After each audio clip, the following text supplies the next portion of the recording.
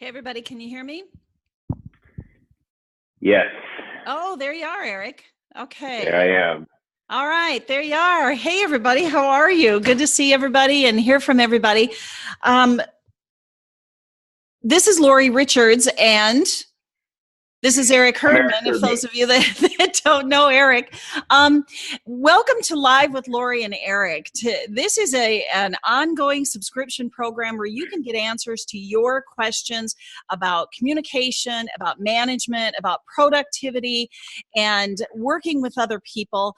And quite frankly, the subscription is worth 24 hours of training for those of you who are trying to get some training hours in. So welcome aboard, and we're really excited to be here to answer some questions today.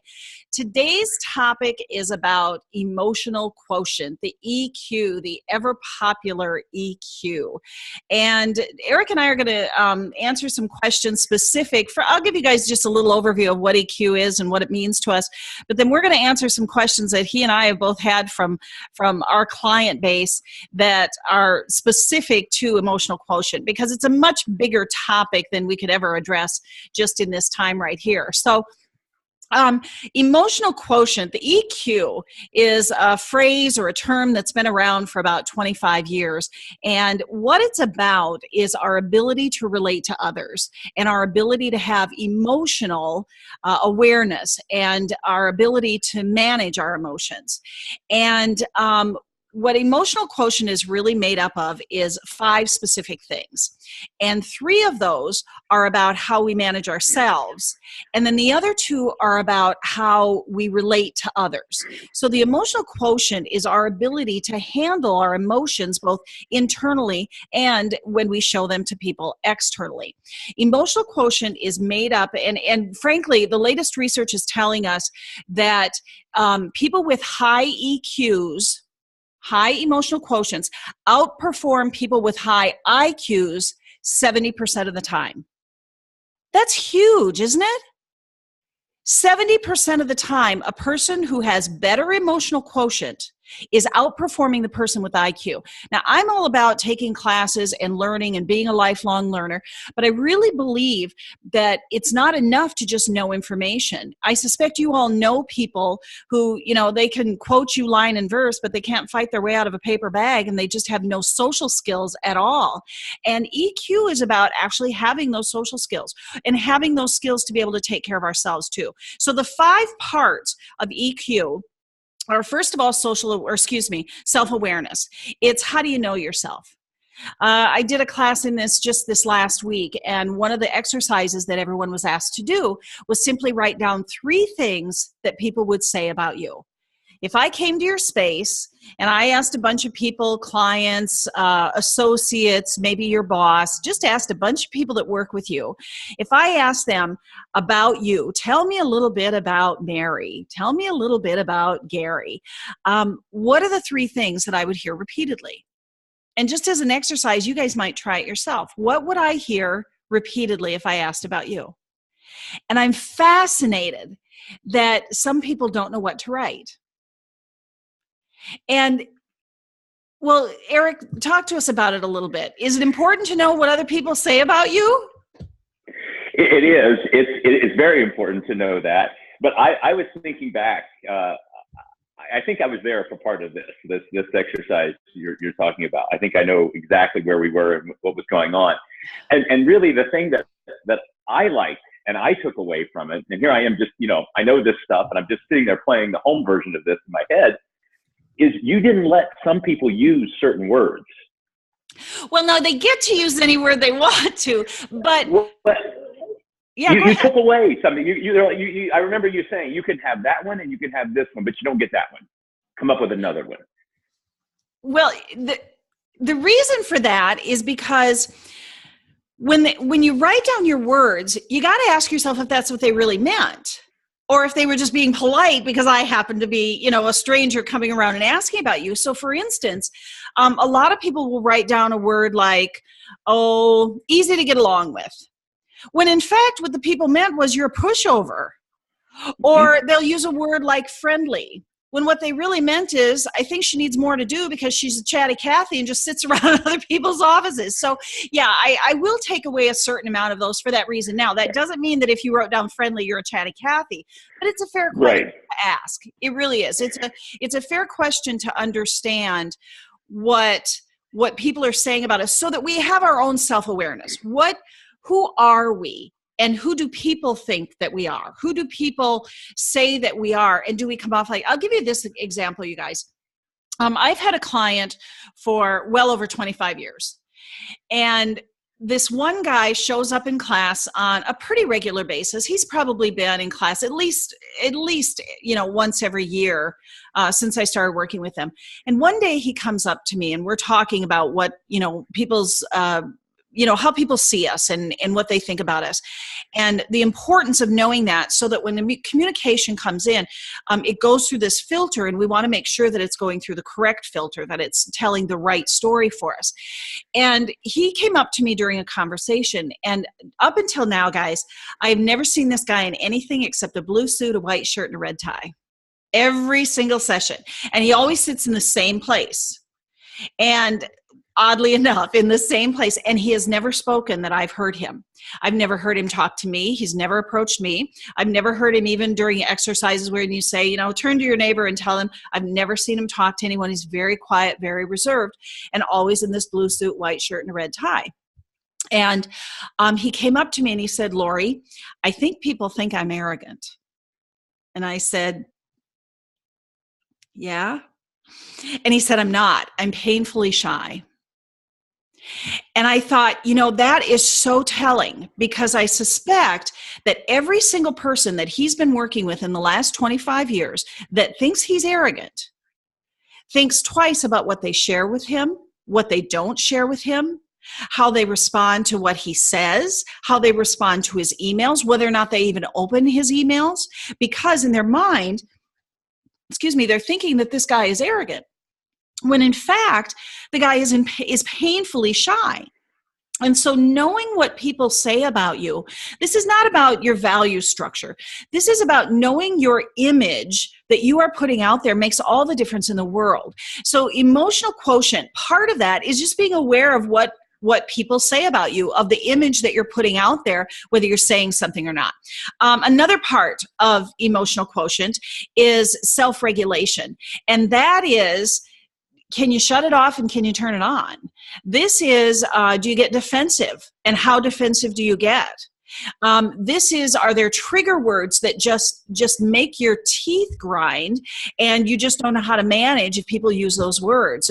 This is, can you manage your own emotion even when times get tough? This is when you're giving a presentation and the PowerPoint doesn't work. Are you screaming and hollering and losing your temper when this happens?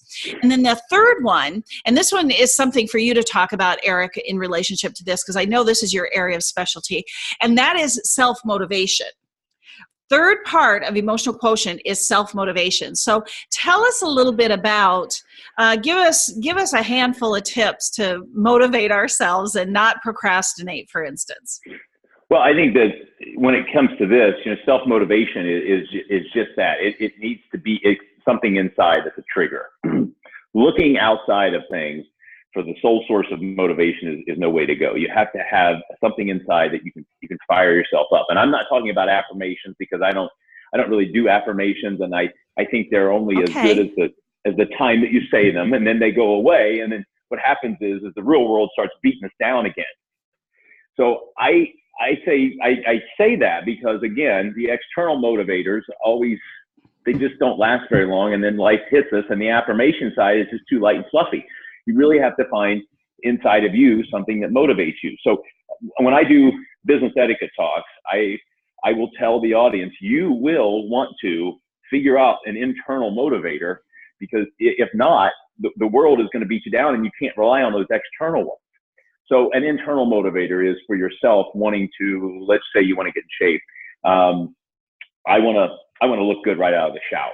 And you have an image of what that is. And then when you go to reach for the cookies, you go, I'm going to step out of the shower tomorrow and I'm going to regret that right now. There's your motivation. And so remember, a lot of that is just accountability then, or a certain amount of it can be.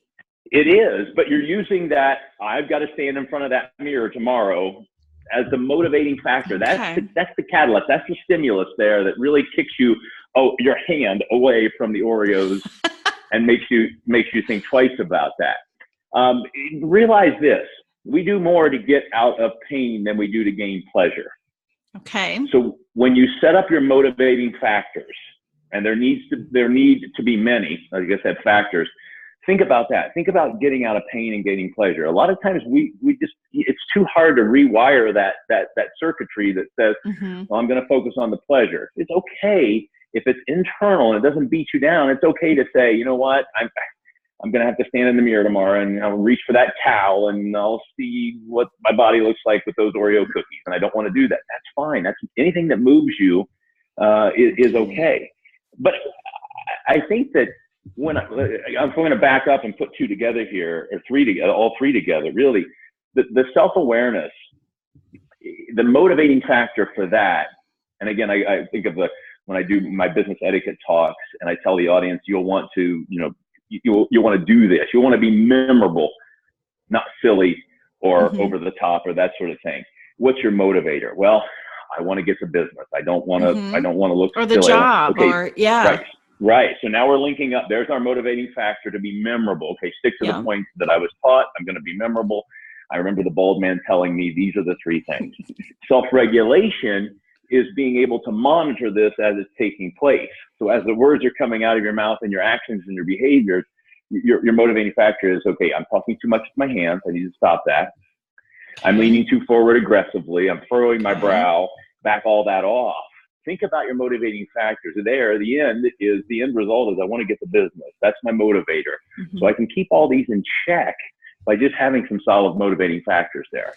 You know what? I think another one, and I know this is sort of your bailiwick, but part of that, for instance, is procrastination.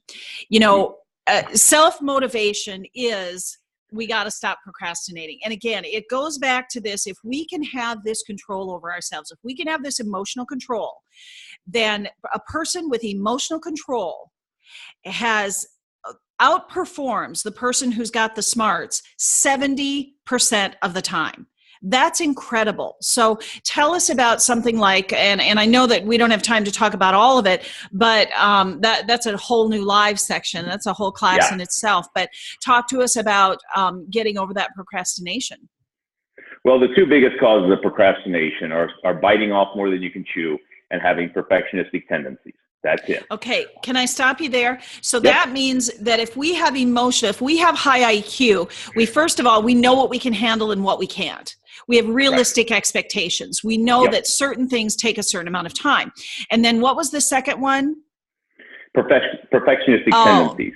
So the other part of EQ then is being able to say, I can live if it's not perfect. I know, I feel a massive suck when we say that it doesn't have to be perfect, but talk to us about that. Well, we all struggle with that. What was it? Last Saturday, you talked me off the ledge of perfectionism. I was like, this has got to be a certain way. And you're like, hey, just set a deadline, work backwards and take it to this level, and everything will be okay. And then you can tweak it. Yeah. And that was really, I'd like to say that was my idea, but it was your idea. And that's really how to handle it. That's really what you need to do. You need to look at it and say, hey, I need it to be this level because that's acceptable. That's going to fly. That's going to work. And then if you want to rework it or up level it from there, you can. But I can tell you what I was doing was going to cause me a procrastinate. I was going to hit a sticking point if I didn't hit the wall right then and there. Right. Yes. Oh, the amount of stress. Talk about furrowing your brow. I was. Well, I think a huge part of that too, Eric, is that acceptable might be, some people might see that as a C as opposed to an A, B, C, D, F. They see that as a C. You don't have to see acceptable as a C. You can say, no, in my world, acceptable is a B. But to say that in my world, acceptable is only 100% and nothing else. That's where we run into trouble. And let's bring it back into the emotional control piece of it. And that is that not only will that hurt you, that's going to hurt everyone around you. Because imagine that Eric took that level of perfectionism and he demanded it from everyone that works for him or around him. Well, how could you possibly live up to that? And some of you have had bosses where you sort of feel that way, is that they are not realistic about their demands of you. So I think, part of that in the self-motivation and the self-regulation is saying, okay, perfection is what I'd like to see, but if I get an A, I look at that with my PhD work. Some days I think, oh my God, I just have to keep working it. And then I think, you know what they call a person who graduates with a PhD? Even at the bottom of her class, they call her doctor. So I don't have to graduate with 100%. I need to graduate with a respectable grade point average that gets me that PhD. And so I think that's a big part of it. You and I have both written. We have both written books. We both put works out there, and I think that if we would have waited for the perfect piece of work, it would still be, well, I know I've written way back in the day, so it'd still be on the word processor. That's how old I am. And when I started writing, so it would still be on a file somewhere. It would not be out in the world. And you don't know how many other authors that I've come across that say the same thing. Hey, you just get it out there, get it, edit it, you don't want a boatload of typos, and we don't want grammar and punctuation problems, but but that's exactly what we're saying. Get it to the point that's acceptable, and that people can consume it and work with it. It has to be workable, it has to be doable. But and excellent. That's where you take it. Yeah. And to me, that's the difference between perfection and excellence. To me, if you don't want to be a C worker, that's fine. Then be an A worker. But an A worker is not necessarily 100%. On top of which takes us to the next part of the emotional quotient, which is the piece in relating to others. So part of the EQ is recognizing ourselves, being self-aware. It's also being able to self-regulate, and it's being able to self-motivate. But the other pieces of EQ have to do with our relationship with others. And part of that is simply relationship management. It's recognizing, having those social skills that we recognize in others. And the other part of that is empathy. So let's talk about those two a little bit. I do this session a lot when it comes to EQ. And when you look at all the parts of EQ, it's interesting. Eric and I were talking about this just the other day, how if you take EQ and you look at all the parts, it's really everything that Eric and I talk about. We just talk about it in different pieces, whether it's time management, procrastination, managing others, delegating to others, communicating well, understanding others' communication skills, social graces, whatever it is. All of those pieces are things that we teach one by one by one, and you pull them all together, and that's what makes up EQ. And part of the emotional quotient is being able to recognize in others how our actions relate to them, and then having empathy. And probably the most common question that I get when we talk about this, and it's brought up, is the whole saying good morning. Why should I have to say good morning? Why doesn't he say good morning? Why doesn't she say good morning? And oh my gosh, it turns into a huge fight if you're in a corporation about whether people should say good morning or not. Talk to us about that a little bit. Well, my take on that is that, we have to go along to get along. So I would tell you from my position, of getting things done, getting work out of people, getting work out of yourself, relying on others, then if that's the way it goes, then that's the price of doing business right there. I say that, I can't say that, I say that all the time. I can't say it enough. If it's the price of doing business, say good morning. How hard is it? And you know what, just to clarify, the expectation is not that when you walk in, you walk around to every single person's office and say good morning. That's not what it is. It's that you know more about their face than their shoes. It's that when you walk by them, you look them in the face and you say good morning, or you say hey, or whatever it is.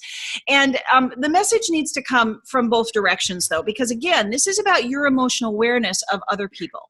And that is, first of all, recognize some people don't say good morning. As soon as the conversation about good morning starts, you got half of the group that says, yeah, people should say good morning. And you got the other half saying, well, people shouldn't be so sensitive. And my response is yes to both. So if you are ultra sensitive that, well, if he or she didn't say good morning, shame on them. Guess what? Some people aren't morning people and they're not going to say good morning. And guess what else? It has nothing to do with you. So recognize that. By the same token, if you are a good morning person, feel free to say good morning if that's your thing, and recognize that some people aren't going to say good morning back. So part of EQ is just recognizing that other people are different. And I know, Eric, you and I both do programs on social styles, on the different personality styles. I know I'm certified to do 5 different programs depending on who it's for and what the purpose is when it comes to psychological assessments. And I'm a real believer that it doesn't matter what your assessment says. What matters is how willing are you to work with people whose assessments don't say the same thing. Because I think that, you know, I can sit in my corner, and we all know people who do this, and cross their arms and say, well, this is just the way I am. I'm not a good morning person. Well, that's okay for you, but boy, when somebody wants something from you, probably not an easy approach to make. Not only that, when you want something from someone else, what's the likelihood that they're going to respond in kind, that they are going to be willing to work with you? And no man is an island is what it comes down to. And we need to be able to not only be self-aware and manage our own emotions, but we also need to be able to relate with those people around us and have those strong emotions. The people who are the most successful are the ones who can relate to others and have empathy. And empathy, quite frankly, in today's society, I think it's one of the things that that we could use just a little bit more of, is just understanding that not everybody's like me. I work with a lot of organizations that sometimes I'm not working with their highest of high, sort of their middle management people, or even people who are not even in management. And they get so angry and so frustrated with the decisions management makes. And I don't blame them. Partially because management, you should be telling people why you're making some decisions.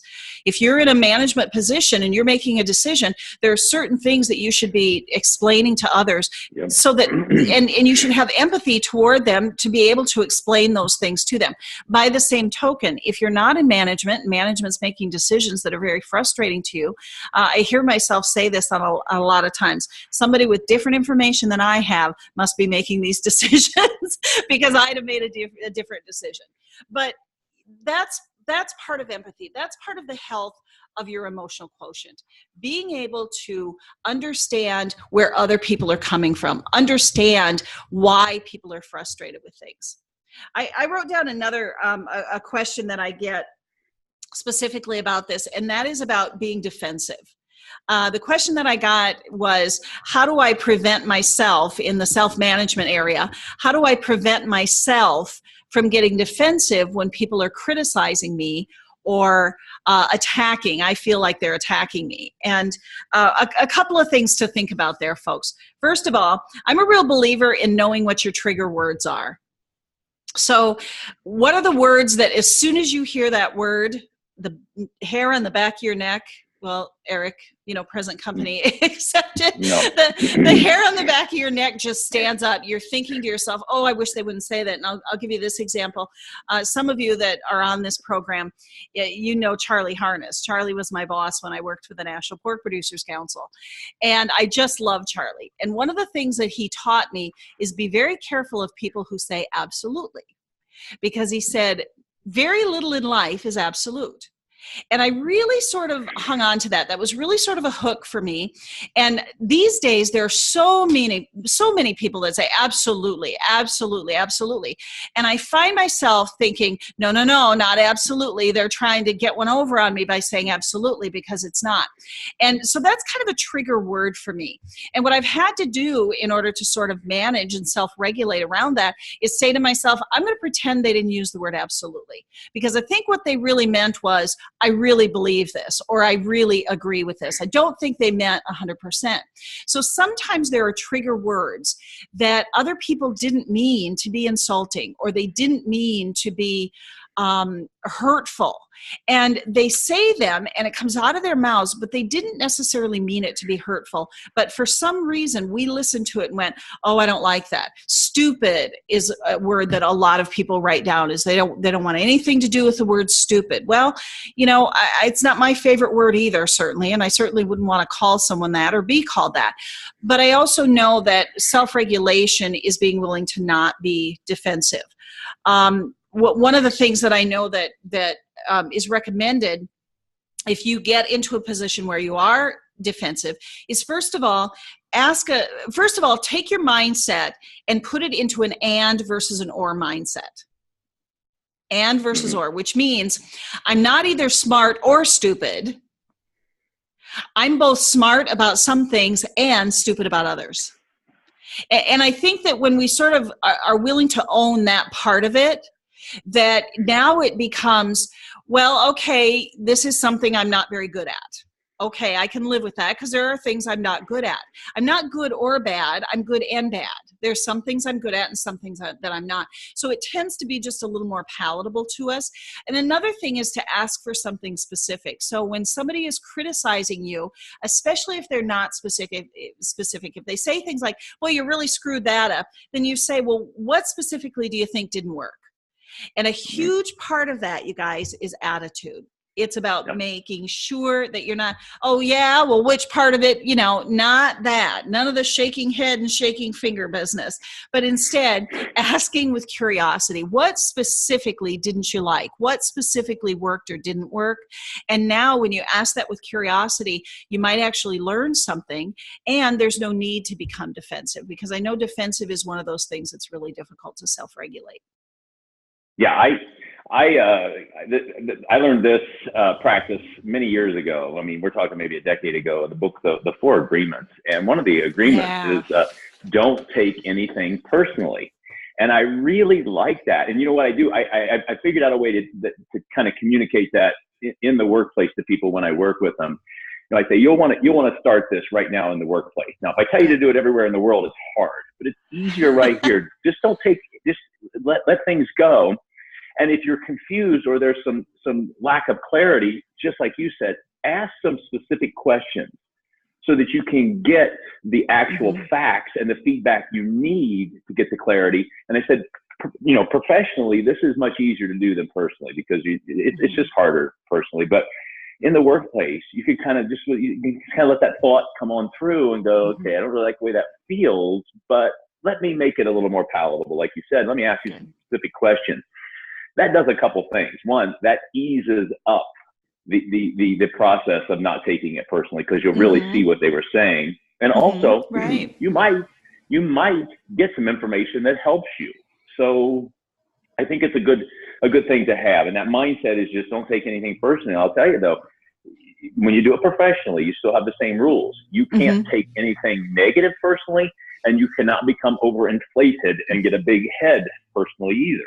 And when I do this with a group, and someone comes up and says something to me, and they're giving me, some accolades and some pats on the back and that sort of thing, I smile, I thank them, and then I try to get to the core of what they're really telling me. What really?